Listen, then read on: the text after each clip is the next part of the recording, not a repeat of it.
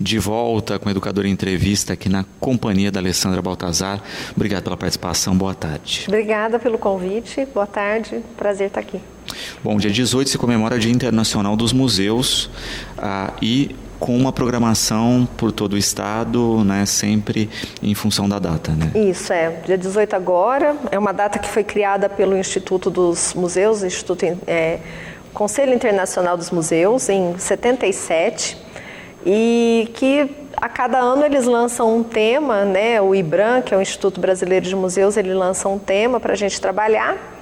Esse ano, especialmente a gente aqui, né, com a obra da estação, a gente não está desenvolvendo nenhuma ação diferente, né? Estamos desenvolvendo uma ação, mas ela é bem fora do museu, na verdade, né? Mas são museus interconectados, está falando mais dessa parte de outras formas que a gente tem de aproximar o acervo que não seja necessariamente com o espaço físico dos museus. Né? Então é o que a gente está fazendo, porque como a gente agora está na construção de uma reserva técnica lá na estação, a gente está catalogando novamente todo o acervo e fazendo o registro fotográfico dele e disponibilizando nas redes sociais, né? Então, a cada semana a gente joga uma quantidade de imagens ali. Esse mês inteirinho a gente está trabalhando dessa forma e vai continuar trabalhando assim, né? De aproximar, até porque tem acervo ali que é tão pequeno, né? Que às vezes a pessoa, mesmo quando ele está exposto, não tem acesso. Agora a gente está na fase das porcelanas, e tem pecinha que é xicrinha minúscula, assim. E aí a gente está publicando essas fotos e está tendo uma aceitação interessante aí do pessoal. Falando um pouquinho dessa questão da reserva técnica, né? Para quem não conhece, o que será e como vai ser feito. Tá. A reserva técnica ela é um projeto que foi desenvolvido pela arquiteta Mariana Mazzola Servidoni. Foi um projeto que ela concorreu o ano passado pelos PROACs editais de preservação de acervo de museu. A gente teve aí, né, a sorte e a competência para ser contemplado. É um projeto que custa 75 mil do governo do estado e vai ser então a construção, a proposta da Mariana é uma proposta bem interessante, criativa, que ela fez a leitura, a montagem de um projeto que mantivesse a questão do ambiente onde ele vai ser instalado, né? O que é uma reserva técnica? Reserva técnica é o espaço que a gente tem para guarda do acervo que não está exposto de forma adequada, com climatizado, tudo muito organizado, né? Para a guarda desse acervo, para a duração, né? Ad infinito desse acervo que fica às vezes exposto e às vezes guardado. E aí, então, ela fez a proposta de instalação de 2 containers que serão montados ali na parte dos fundos, bem próximo ao trabalho do museu, às portas do museu. E nesses containers a gente vai ter, então, toda a preparação do ambiente para receber o nosso acervo de telas, de documentos, da parte de materiais em metal, né? Então, em cada um dos 2 a gente vai separar de acordo com o material de cada, né, do acervo, tipológico do acervo, para guarda em arquivos, em mapotecas, né? Então tem toda um envolvimento aí, um trabalho muito bom que ela fez. E agora a gente já está caminhando bem, né? Já tem um mês que a obra começou e no final do mês já chegam os containers e está indo bem, está caminhando bem aí essa obra. Hoje nós estamos, né, com o Museu Washington Luiz e com o espaço histórico da Capitã Altamira, né, para visitações, mas a cidade, de certa forma, também é um museu. Né? Você tem feito visitas técnicas e hoje vocês vão fazer uma no cemitério. Isso, Então, esse é um outro trabalho que a gente vem fazendo agora, que começou agora no aniversário de Batatais, que é um estudo que eu e a Luciana Squarize, que trabalham lá no museu, a gente começou a fazer sobre a história dos cemitérios aqui de Batatais, que é assim, o cemitério paroquial, que é conhecido, o cemitério Bom Jesus, né, Senhor Bom Jesus, conhecido como cemitério dos ricos, ele tem ele é o nosso mais antigo, mas ele não é o mais antigo da cidade, porque ele acabou sendo o terceiro cemitério de Batatais, né? Dois já foram. Estão enterrados, literalmente. O primeiro, quando mudou o povoado, né, para essa região do Campo Lindo das Araras, né, era ali a igreja, né, a matriz e o entorno, o adro e a praça. Até tem essa história que o padre Lafayette de Godoy, né, era contra a construção de um coreto na praça, justamente porque ali era um cemitério e aquilo era considerado algo profano. E mesmo assim a cidade urbanizou e fez esse coreto.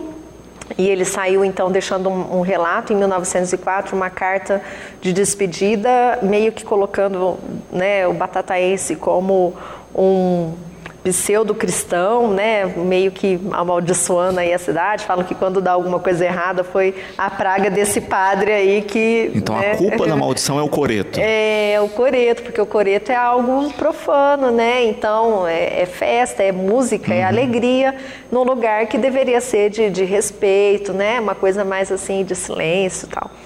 Aí depois a gente teve um cemitério inaugurado em 1858, ali na frente do campo de futebol, que é a praça ali, né, outra praça, que ali é a Praça Nossa Senhora Aparecida, né, e que durou 30 anos, e depois é que teve, então, o cemitério paroquial em 1888, né, e aí vem depois de 13 anos, o cemitério municipal, né, que também vem com essas obrigações do município, do Estado laico, né, porque com a República a gente começou a ter essa separação das obrigações, né, e deixou de ser obrigação da igreja cuidar dessa parte de registro mesmo, de óbito, né, e tudo mais. E o cemitério, então, nosso paroquial, ele tem uma riqueza histórica muito grande e artística muito grande. E acabou sendo isso mesmo, né? Como esses dois cemitérios acabaram funcionando aí quase na mesma época, 13 anos de diferença entre um outro. O municipal acabou sendo o dos pobres, né? O da população que não tinha condições de pagar, o que não precisava também pagar grandes valores para ser enterrado. E o paroquial continuou tendo essa coisa, como era no tempo da igreja, que era só enterrado dentro da igreja aqueles que tinham mais posses, né? Então continuou essa relação. Fora isso, a questão de outras religiões também, né? E o simbolismo da religião católica, né? Então ele tem essa coisa de externar mais, né? Através das imagens, através dos elementos simbólicos da religião, essa presença nesses túmulos. Então é um passeio que a gente vem desenvolvendo e que é bem interessante, que é olhar também com outro olhar para esse lugar, né, como um lugar, um museu de arte sacra, um museu de história, a céu aberto ao público, no centro da cidade, né, e um lugar muito interessante aí para ser visitado. Quando se pensa, né, nessa questão das estruturas de visitação, né, além das fixas, né, como a gente colocou, e a estrutura da cidade, via CISEM, vocês recebem várias exposições, né? Vamos explicar um pouquinho para quem não sabe o que é o CISEM e dessas exposições que vocês estão passando por aqui. Tá. O CISEM é o Sistema Estadual de Museus. Eu faço parte dele como representante regional aqui na região de Franca, juntamente com a Ângela, que ela é pesquisadora, ela tem um trabalho muito envolvido com o meio ambiente, né? Ela é de Franca. E então a gente tem, pelo CISEM, a possibilidade de trazer exposições itinerantes. Essas exposições, elas são produzidas com alta qualidade por museus na cidade de São Paulo, né? A gente tem aí parceria com o Museu da Imigração, tem a parceria com o Museu do Café, tem parceria com a Pinacoteca, né? Então, a gente já teve várias, o Museu da Energia. Então, essas instituições produzem suas exposições e depois disponibilizam elas para circular.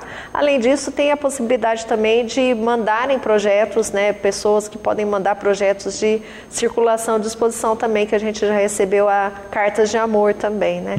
Então, a gente já está com 4 exposições esse ano, né, com essa parceria com a prefeitura, lógico, porque aí não é só o CISEM, né, tem que ter essa logística, né, do poder público buscar as exposições. A gente monta para que ela circule por toda a nossa região. Então, uma está em Franca, a outra vai para São Joaquim, depois vem outra, né, busca outra em Pedregulho. Então, a gente faz essa...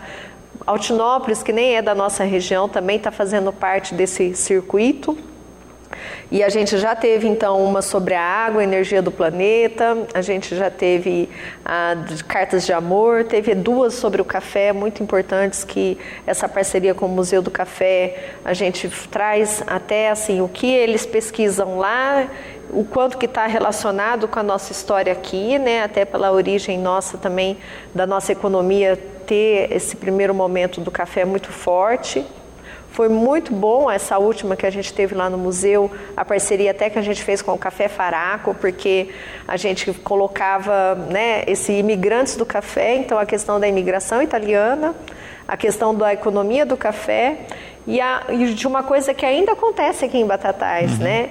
Que ainda é essa produção cafeeira, que é esse café tipo exportação, que são as saídas, né, de caminhões agora, não mais pelo trem, mas, né, de caminhões carregados para Santos ainda, para transportar. E de novo o nosso museu ao ar livre, né? De novo o nosso museu ao ar livre. E aí a gente fez essa interligação, então o pessoal do lado, o Ricardo, né, Faraco, recebeu várias turmas de alunos ali para entender também, né, então a gente entendendo a cidade através daquele espaço que a gente tem ali e dessa exposição que a gente recebeu. E agora em breve a gente vai receber uma sobre a Belle Époque, que é que fala da arquitetura no período aí pós Primeira Guerra Mundial, né, e que teve aí a industrialização e uma esperança de uma cidade, né, do país até, né, de uma arquitetura com muita influência europeia e tal. Então, a gente tem essa possibilidade praticamente de graça de receber exposições de alto nível, né, que circulam nas grandes capitais, nas grandes cidades e que, através do Sistema Estadual de Museus, a gente consegue trazer para o interior. Perfeito. E de fato, né, permite essa circulação, essa troca, né? Antes a gente tinha uma limitação muito grande porque para uma exposição diferente a pessoa tinha que viajar, ir para outro local, etc. Hoje as exposições vêm. E tem a possibilidade do interior também circular para fora, né? Então a gente tenta agora, tem um PROAC de circulação de acervo, né, que a gente tentou ano passado fazer uma exposição da nossa região falando sobre essa questão do café. Esse ano a gente está tentando escrever mas a gente está voltando mais para a nossa cultura popular, das companhias de reis, tentando trazer uma coisa do saber fazer, da benzedeira, coisas da nossa região mesmo que talvez gerem, né, essa curiosidade. E tem uma outra que a gente também está pensando sobre ditados populares, né, de coisas que a gente usa no dia de hoje e como que isso se reflete em acervos museológicos. Então, estamos tentando escrever, mas que tem também essa possibilidade, né? Então, tanto do interior se mostrar lá para fora, né? Se mostrar para as grandes cidades, quanto essa produção das grandes cidades, até porque é uma judiação, né? Porque é um tempão de pesquisa, produz materiais super bonitos e que depois, né, uma exposição dura no máximo 2 meses, então é muito importante, até numa questão de sustentabilidade, a gente pensar em circular mais essas exposições mesmo. Sem dúvida. E vem mais uma por aí, né, que é uma a respeito da Copa, em parceria com o Poço São Paulo, específica aí com os nossos atletas que participaram de Copa do Mundo. Isso, Aí o Poço São Paulo entrou em contato com o Departamento de Cultura, e o Departamento de Cultura e a gente lá do museu, então propôs, né, então, essa homenagem aos nossos 3 batataenses que participaram de Copas, né, de seleções, né, no futebol, o Batatais, o Baldock e o Zeca Lopes.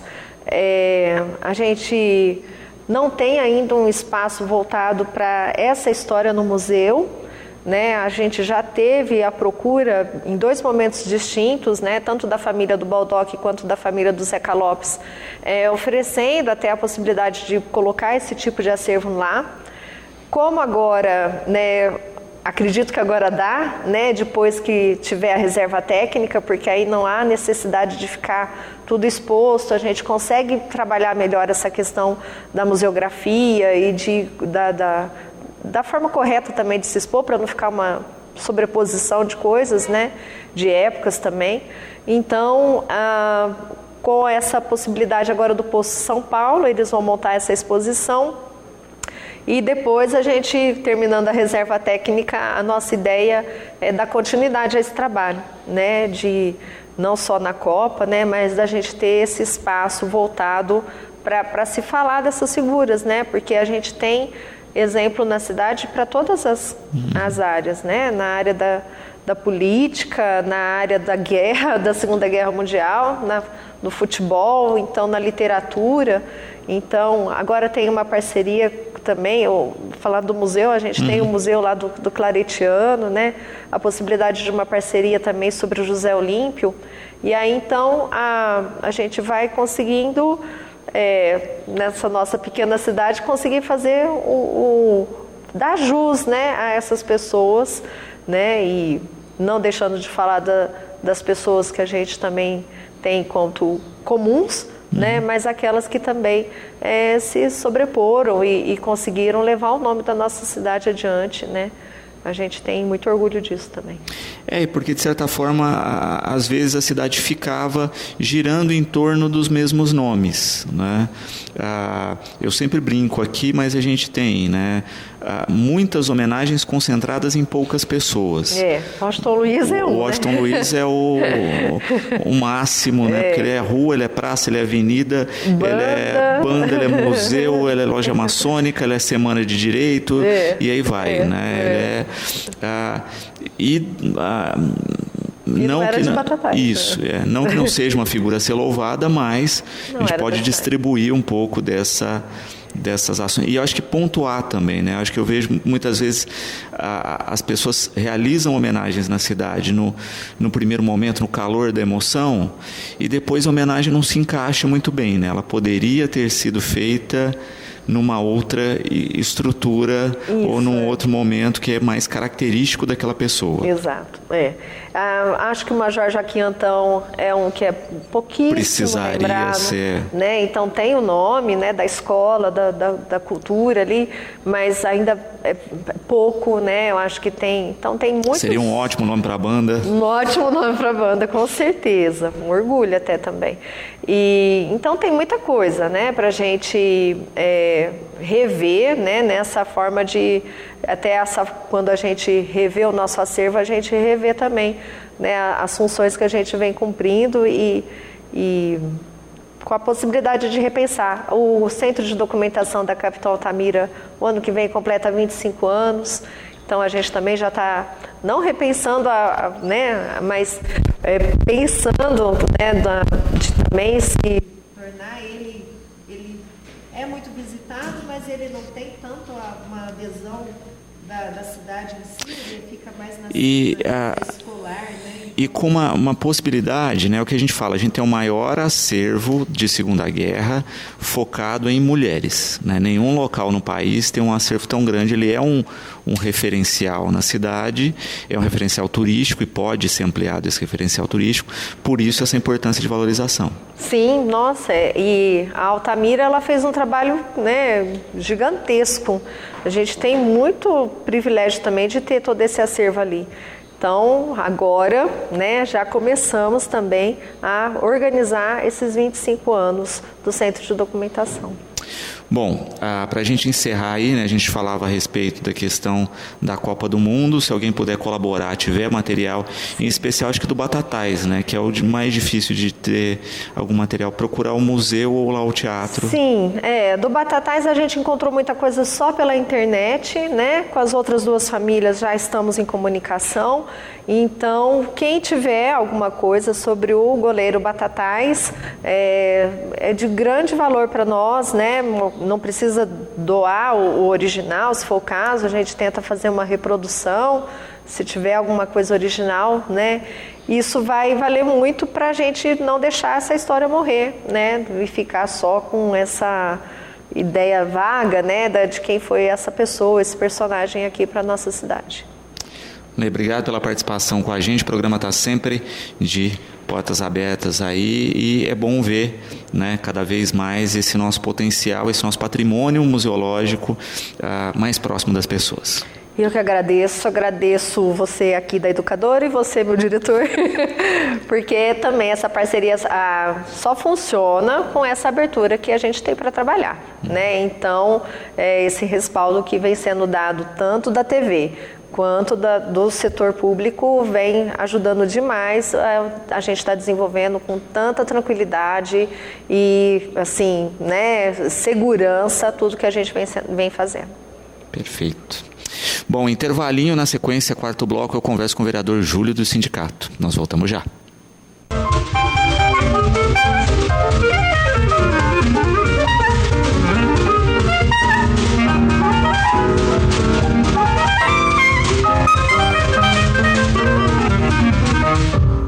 De volta com o Educador Entrevista, quarto bloco, agora na companhia do vereador Júlio do sindicato. Júlio, obrigado pela participação com a gente. Boa tarde. Boa tarde, Luciano. Boa tarde a todos que estão nos assistindo em casa. É um prazer poder mais uma vez participar do seu programa e, com isso, poder levar as informações e de ações que a gente tem desenvolvido aí como vereador ou como coordenador do Sindicato Rural de Batatais. Bom, Júlio, tem uma ação sua que é de cidadão mesmo, né? Porque começou antes de ser vereador, que é essa história de auxiliar no reparo, né, das áreas de lazer, dos parquinhos infantis, né? E tem ganhado corpo, né, Júlio? Parece que cada novo que faz aparecem 2, 3 aí com pedido e com o pessoal empenhado em parcerizar para ajudar. Luciana, a gente, graças a Deus, assim, a demanda é maior do que a capacidade que nós temos de estar enfrentando, né? A gente tem feito algumas ações, algumas diretoras de escolas, de creche, sabendo desse trabalho que nós estamos desenvolvendo aí na cidade, tem nos contactado, né, pedido para que a gente vá conhecer as suas escolas, suas instalações, e a gente, dentro de um possível, né, dentro de um cronograma que a gente consiga atender, a gente tem procurado atender. Então, graças a Deus, a gente tem algumas pessoas que nos ajudam, né, algumas pessoas que colocam a mão na massa realmente, são muito poucas. Eu quero frisar ainda, infelizmente, são poucas as pessoas, mas não tem problema, a gente não vai parar, nós não vamos cansar, nós vamos ser perseverantes, nós queremos que as pessoas que olhem, que vejam esse resultado, Luciano, que façam o mesmo, né? A gente tem feito esse trabalho, inclusive agora nós estamos ali na escolinha, na EMEB do Anselmo Testa. E ali tem uma pessoa que sempre fez, aliás, um casal ali, a Sandra Marinheiro, né, o Eurípides, eles fazem ali do lado da casa deles, tem aquela rua que eles chamam de praça, que é uma praça realmente, e ali se você passar está bem cuidadinho, está pintado os bancos, ali a grama está parada, tem plantas. Então é esse exemplo que nós temos que levar para a população, é o exemplo que a gente pode fazer um pouquinho mais, que a gente deve até fazer esse pouquinho mais. A gente não deve estar olhando muito, eu vou fazer, o outro vem aqui e vai estragar. A gente sabe até que isso vai acontecer ou pode acontecer, mas a gente tem que focar primeiro na ação de fazer, na ação de estar levando essa melhoria para o próximo. Nós optamos aí por parquinhos, por creche. Eu entendo que os dois extremos, né, a criança, o idoso, eles precisam de um olhar diferente da gente, eles precisam de um carinho especial. Então a gente tem focado muito nessa questão aí de parquinhos. E a gente acaba vendo, né, que quando a gente pensa no espaço público, né, normalmente a gente tem dois pensamentos. Um que infelizmente tem predominado é que é terra de ninguém, que todo mundo pode fazer o que quiser com aquilo, né? E em paralelo a isso, né, as pessoas conscientes que entendem que o espaço, por ser de todos, deve ter aí o dobro de cuidado com esse espaço, né, para que ele se conserve, para que ele possa atender a todo mundo. E você vê, né? Ao mesmo tempo que é de todo mundo, não é de ninguém, e às vezes a gente fala, a prefeitura é que tem que fazer isso. Até teria realmente, mas a gente está vendo que não está tendo condição de fazer. Então nós não vamos ter o parquinho para os filhos da gente brincar, porque a prefeitura não está conseguindo mantê-los arrumados, mantê-los em condição de ser frequentado. Não, eu acredito que principalmente aqueles que têm pais, né? Aqueles que têm os filhos nas escolas, aqueles que têm as crianças ainda pequenas, que podem estar usando esses espaços públicos para lazer dos seus filhos, ir lá fazer um piquenique, um final de semana, poder usar isso, né? A comunidade poder usar. Então, eu penso que nós temos que mudar realmente. Se a prefeitura não pode, isso é nosso. Se eu não posso fazer uma reforma na frente da minha casa, eu tenho que fazer o melhor para que aquilo seja bem assim, estruturado e usado. Então, é esse o foco que a gente tem dado. E com isso a gente quer motivar realmente outras pessoas, por isso até que eu citei a Sandra aqui e o Eurípides, que são exemplos para a gente tem que citar essas outras pessoas que fazem para a comunidade e levar isso daí adiante. Tem custos, né, Luciano? A gente sabe que nada cai do céu, a gente tem, alguma coisa a gente tem assumido, né, algumas despesas, outras a gente está com uma rifa aí, até peço quem tiver interesse em estar nos ajudando. Nós estamos com uma rifa aí de um PlayStation 4 de 1 tera de memória sendo vendida para pintura da escola agora. Aquele ali do parquinho nós já assumimos aquele trabalho, não tem dívida nenhuma dele ali, nós já pagamos tudo que estamos fazendo, e agora essa rifa do parquinho é para pintura da escolinha que fica anexa ali o parquinho. Então a gente até faz esse pedido aqui para que, se tiver alguém interessado em nos ajudar, é só me procurar a Denise, a diretora lá da EMEB, Anselmo Testa, que a gente ainda tem alguns números aí para serem vendidos. E você colocou uma questão pontual, né, Júlio? Muitas vezes as pessoas falam assim, não, isso é atribuição da prefeitura, do Estado. Só que a gente esquece que a prefeitura, o Estado faz com o nosso recurso de impostos, né? Cada vez que você pega um recurso de imposto para consertar algo que foi quebrado, danificado, é dinheiro que deixa de ser investido em outra coisa. Então é um pensamento, o termo é meio áspero, mas esse é um pensamento meio burro, né? Porque e depois você vai reclamar que outra ação não foi feita exatamente porque você teve que consertar algo que foi vandalizado ou depredado, né? Um exemplo prático disso, né? Um tempinho atrás a gente teve uma audiência, um bate-papo a respeito da limpeza pública da cidade, né? Em que o Silvio Valério falava que cada caminhão, né, de entulho retirado de praças, de avenidas, custa entre R$1.000 e R$2.000, né? Então, cada vez que alguém descarta lixo num local irregular e que, né, esse volume é de um caminhão, você acaba gastando entre R$1.000 e R$2.000 para essa retirada que sai do dinheiro do imposto, né, que poderia estar sendo aplicado em mais medicamento, em melhoria desses espaços públicos, enfim, em melhorias em geral para a cidade, e que a gente acaba gastando em função de pessoas que fazem as coisas erradas. Luciano, e infelizmente a gente tem visto muito isso, né? Tem sido muito frequente esse tipo de atitude, e a gente sabe, conforme, né, você mesmo disse aí, que o dinheiro ou cobertor é curto, e se você tiver que fazer isso, falta em outra lugar, né? Pode faltar para a saúde, para a educação, no tapa-buraco, né? E a gente vê o esforço aí do prefeito, não quer aumentar impostos, porque como que você arrecada mais numa prefeitura? Aumentando impostos. E isso é uma coisa terrível hoje. A gente já paga 5 meses do ano trabalhando para o governo para pagar imposto. E por isso que eu sempre friso, né? E vamos cuidar do que a gente tem, vamos, né, cada um fazer um pouquinho. Quando a gente vê uma pessoa depredando, estragando, olha, não faz isso aí meu filho usa, amanhã seu filho pode estar usando, né?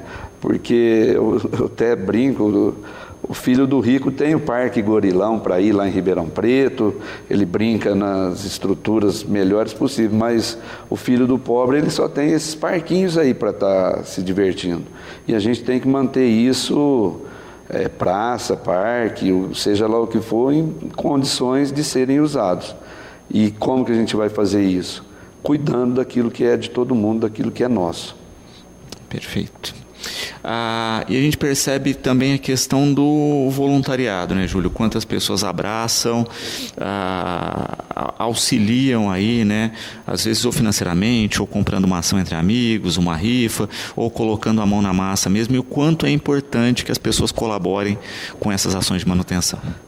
É extremamente importante, Luciano, porque você consegue, se você tem essa mão de obra, né, de preferência já especializada, por exemplo, um pintor que vai te ajudar a pintar o parquinho, um pedreiro que vai te ajudar a fazer uma calçada, né, um soldador que te ajuda a arrumar o alambrado que está estragado. Então, você com isso, você ganha tempo, economiza em mão de obra e faz um serviço adequado, né? Porque você está com profissionais ali. E a gente tem sentido uma carência nisso também. É lógico que eu não posso colocar 10 pessoas pintando, isso até é inviável, porque nós não temos tudo isso de material para 10 pessoas fazerem a mesma coisa. Mas 2, 3 pessoas em cada uma desses itens que eu citei aí seria muito interessante, principalmente na questão didática da coisa. Por que didática? Para aquelas pessoas que estão passando por ali, que estão vendo um mutirão de pessoas trabalhando em prol de outras, para que aquele espaço público seja revitalizado, eu acho que didaticamente isso é fantástico. Né? Ter o exemplo, porque é outra frase que eu uso muito, que a palavra você fala, aí você pode ou não convencer daquilo que você falou, mas o exemplo, aquilo que a pessoa te vê fazendo, aquilo não tem força maior do que você está mostrando para a pessoa, está mostrando para as pessoas do bairro, olha, tem gente saindo de outros lugares para vir aqui arrumar coisa no seu bairro. Então isso, se não toca, pelo menos deveria tocar, né? As pessoas que ela pode fazer, que ela pode ajudar, que você vá lá para poder varrer uma calçada, você já ajudou, né? Então, assim, eu peço que quem tiver condições, às vezes a gente marca muito de sábado essas ações, e às vezes eu tenho outros afazeres, por exemplo, eu tenho muito curso marcado de sábado e domingo, e às vezes eu não posso ir. E o meu companheiro lá, o Sorria, né, o Carlos Alberto, claro, que me ajuda demais, às vezes ele opta também por ir no dia de semana. Então a gente tem trocado isso, é só me ligar que a gente confirma se vai estar no final de semana lá, como que está sendo programada essas ações. A Joana, que Deus abençoe seu trabalho e te dê cada vez mais força. A Maria Ofélia aqui também parabenizando pelo trabalho e pela mobilização das pessoas. A Carlos Renato aqui também parabenizando, dizendo que infelizmente ainda nós vivemos numa cidade com muitas invejas e ciúmes do trabalho do próximo, mas continue o seu trabalho independentemente de qualquer crítica às suas ações. Obrigado a todos, né? A gente às vezes dá uma baqueadinha assim, mas eu não vou deixar de fazer. Inclusive, eu assim, tive essa experiência dentro do nosso curso que o sindicato mantém, que é o Jovem Agricultor do Futuro, Luciano.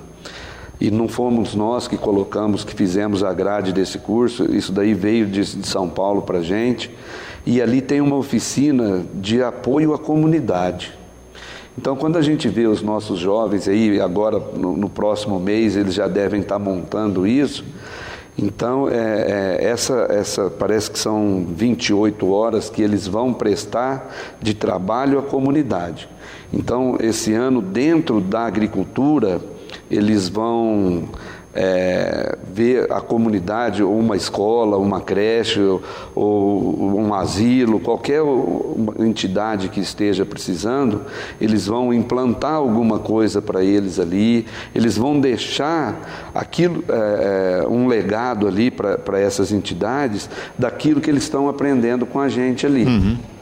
Então, eu acho isso muito interessante, porque já vai criando nesse jovem essa consciência de que a gente precisa, às vezes, ser ajudado. Mas se a gente olhar para trás, tem muito mais gente precisando da nossa ajuda também. Então, eles começam a ter essa consciência, eles começam a ter o prazer em ajudar, porque à medida que você ajuda, você sente mais prazer em ajudar do que ser ajudado. Então, assim, esse programa que a gente mantém ali, que o sindicato mantém, é fantástico por isso, que ele atende o ser pessoa, o ser profissional e o ser empreendedor. E isso os jovens vão fazer e vão deixando esses legados. Como no ano passado nós fizemos praça, esse ano nós vamos dar um enfoque maior dentro da agricultura, principalmente dentro aí das verduras, dos legumes, implantar isso aí em alguma escola ou entidade que esteja necessitando. Perfeito. E de fato, né, pensar esse preparo para o trabalho também, né, Júlio? Porque acho que isso que os cursos trazem e deixam isso, e que é uma grande carência, né? Você vê como é que a gente consegue conciliar as coisas, né, Luciano? Esses jovens estão lá aprendendo isso desde de março, né? Agora eles vão sair para a rua, tudo aquilo que eles aprenderam eles vão implantar para alguém e deixar isso de legado. Então é fantástico. Eu tenho exemplo também, cursos, por exemplo, que nós fizemos de jardineiro.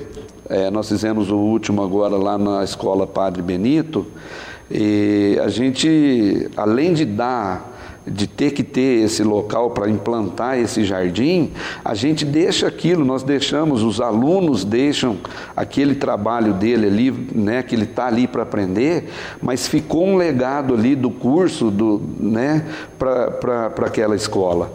E isso os alunos também que participam com a gente, eu procuro estar sempre explicando para eles que nós precisávamos de um lugar. Então que seja um lugar que vai ser usado por alguém, que a gente tem que implantar isso de qualquer forma. Então que bom que foi numa escola, que bom que as crianças vão poder usufruir daquilo, que bom que vai transformar o ambiente num ambiente mais agradável, com planta, com flor, com isso, com aquilo. Então a gente tem assim procurado conciliar muito dos nossos cursos, fazê-los na comunidade. Primeiro para a comunidade perceber que o sindicato tem feito esse trabalho, que está profissionalizando essas pessoas e que essas pessoas saem dali profissionalizadas. E depois que ela vê o seu entorno transformado de alguma forma. Bruno, parabenizando pelo trabalho e pelas ações, Júlio, de você e toda a equipe e os envolvidos, e é bom ver isso, né? Pessoas colocando a mão na massa ao invés de ficar só reclamando e criticando o trabalho dos outros, porque isso tem de sobra. Eu até estava confidenciando aqui agora para o Luciano, Bruno, que eu estou vereador, né? A gente, de alguma forma, eu me sinto na necessidade de dar algum bom exemplo, de fazer algo diferente, de buscar coisas diferentes. E às vezes a gente fica ali na Câmara pensando em requerimento, pensando em indicações, e você vê que a coisa meio que é emperrada, que não anda. Então, graças a Deus, assim, a gente já vinha fazendo esse trabalho com os jovens algum tempo atrás e resolvi trazer para mim também isso agora. E, assim, o que eu peço mais, o que eu pretendo mais com isso é estar contaminando as pessoas para que façam a mesma coisa. Então, se eu conseguir com isso trazer voluntários e que outras pessoas façam como eu estou fazendo agora, como a Sandra e o Eurípides faz lá na Coab também, ali na pracinha, e como outros também fazem aí, que às vezes está até sem a gente saber, né, que a gente não sabe, mas que estão fazendo, eu acho que a gente deve mostrar a cara, deve mostrar que está fazendo mesmo, para contaminar as pessoas que ainda não tomaram ciência de que isso é nosso e nós precisamos tomar conta do que é nosso. Uhum. Também na questão aí, Júlio, dos espaços, né? O Pedro colocando aqui, né? Pessoas que quiserem fazer o mesmo tipo de ação, né? Que dicas você daria? Querer recuperar um espaço lá da sua comunidade. Olha, Pedro, o que eu faço? Primeiro eu busco fazer um orçamento, um planejamento daquilo que nós vamos fazer. Muitas vezes esse planejamento é até furado, porque você começa a fazer uma coisa, você pretende fazer, por exemplo, uma pintura dos brinquedos. Aí de repente você faz a pintura do brinquedo, olha para o alambrado está estourado, não está pintado. Aí você fala, poxa vida, mas eu vou fazer o brinquedo e não vou fazer o alambrado? Aí você vai, extrapola o orçamento e faz o alambrado também. Aí você olha para o alambrado e tem as calçadinhas no entorno. Aí você quer fazer também a calçadinha. E aí vai puxando uma coisa, vai puxando a outra. É que nem reforma de casa.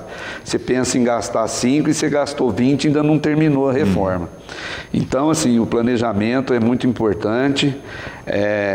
Ir até, né, se for um espaço público, conversar com o responsável por esse espaço, não ir fazendo nada da cabeça da gente, procurar a prefeitura também, procurar o departamento de obra, ver o que você pode fazer, com que materiais você pode fazer e ter esse aval, né, de um profissional para que vocês possam interferir na paisagem, se for algo de praça, conversar com o Rafael também se for plantio de árvores.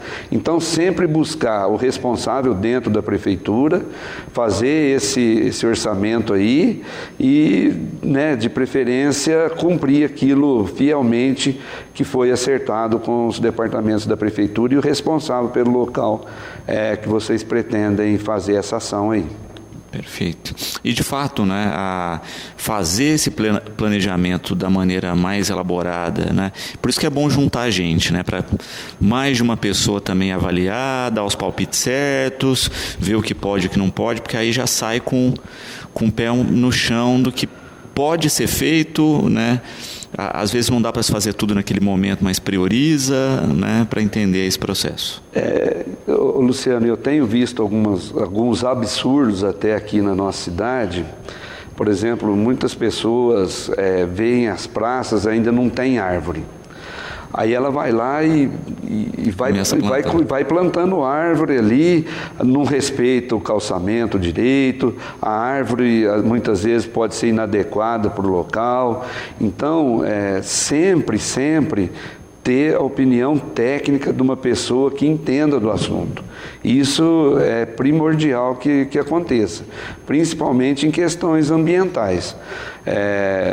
Árvores que muitas pessoas plantaram e muito perto uma da outra, enfim, depois o poder público não pode arrancar, não pode fazer melhoria, não pode fazer o calçamento e fica aquele transtorno para todo mundo.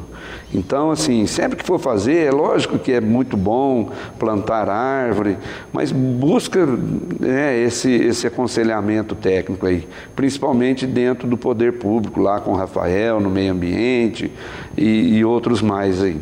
Bom, vocês estão concluindo o trabalho, já concluiu lá da escolinha, Júlio? No parquinho, Luciano, que é a primeira etapa assim, daquilo que a gente se propôs a fazer, eu acredito que mais 1 ou 2 semanas a gente já termina ali, né? Ali nós pintamos todos os brinquedos, arrumamos o alambrado, a intenção era trocar, mas se a gente troca o alambrado, fica faltando dinheiro para fazer a pintura da escola, então nós optamos por arrumar o alambrado. Nós pintamos todos os postezinhos lá, cada vão de uma cor, então ali está amarelo, azul, vermelho e verde. Então cada lance daquele de alambrado está de uma cor. O alambrado nós pintamos ele todinho de tinta esmalte azul, a calçada nós remendamos ela todinha, ali dentro também nós remendamos o calçamento ali, agora nós vamos pintar a calçadinha para o lado de dentro e algumas outras reformas ali de brinquedo que muitas vezes a corrente estava já deteriorada, nós soldamos, e aquela casinha de madeira nós reformamos algumas madeiras que estavam também quebradas ali. Então assim, são pequenas ações, pequenos trabalhos que a gente foi fazendo ali, e a pintura dá uma visão muito, muda completamente o ambiente. Nós matamos o mato que crescia ali, deixamos na areia antiga, é uma frustração minha até não ter trocado a areia do parquinho. E em função disso, de nós não termos a condição de trocar toda a areia, nós fizemos ali a gente chama de um tanque de areia, né? Uma piscininha de areia, aquela areia branquinha, aquela areia a gente chama de praia, aquela areia bem branca mesmo, para as crianças brincarem. E agora, a segunda etapa, que esse dinheiro da rifa vai especialmente para isso, é fazer a pintura externa da escolinha. Então ali nós vamos pintar totalmente a escolinha, nós vamos fazer alguns desenhos nas paredes ali, desenhos infantis, e dar uma cara nova, transformar o ambiente, assim, não digo degradado, mas um ambiente feio, né? Porque a escola, eu imagino que tem que ser um lugar agradável, as crianças terem vontade de ir para a escola, ter atrativos na escola que tragam prazer para essas crianças. E eu acredito que o ambiente é um deles. Você olhar e ver coisas bonitas te traz satisfação, e é isso que a gente pensa. Perfeito. Júlio, quem quiser colaborar com essas ações, participar, né, seja no trabalho voluntário, seja adquirindo ações entre amigos, como que deve proceder? Luciano, se tiver alguém que queira conversar com a gente, entender melhor o que nós estamos fazendo, eu posso pegar a pessoa, levo lá em loco para ela ver como que a gente está fazendo, ou se quiserem também acompanhar, eu coloco tudo na minha página do meu Facebook, que é Júlio Sind Rural. Quem quiser acessar lá e pedir para compartilhar as coisas, a gente agradece. E se puder deixar meu telefone também, que é o 991728849. Nós estamos com essa rifa aí sendo vendidas, de um PlayStation 4 com 1 tera de memória. Então é um PlayStation muito bom que a gente adquiriu para esse fim. E a gente espera poder vender tudo para poder fazer. Quanto mais números a gente vende, mais a gente pode fazer ali e estender o trabalho dentro da escolinha agora. Perfeito. Júlio, agradeço a participação, o programa está sempre de portas abertas e espero realmente aí que essas ações se multipliquem, né? Não só com vocês produzindo, mas com toda a comunidade abraçando aí espaços e revitalizando e cuidando principalmente desse espaço. Eu te agradeço imensamente a oportunidade de poder estar aqui falando com a população, né?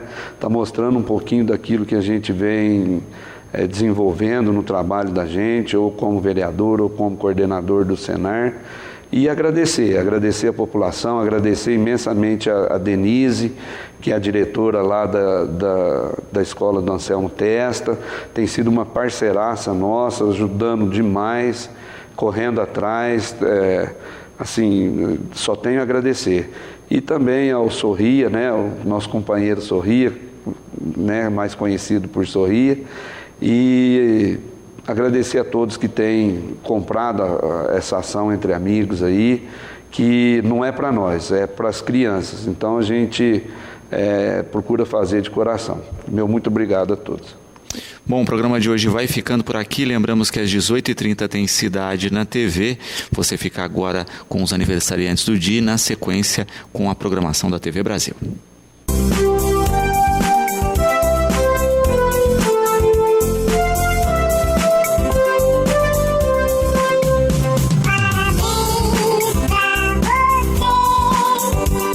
Ontem foi dia de festa na casa do Ed Carlos Gonçalves. Ele completou 37 anos e recebeu muitos abraços de aniversário. Parabéns, Ed Carlos!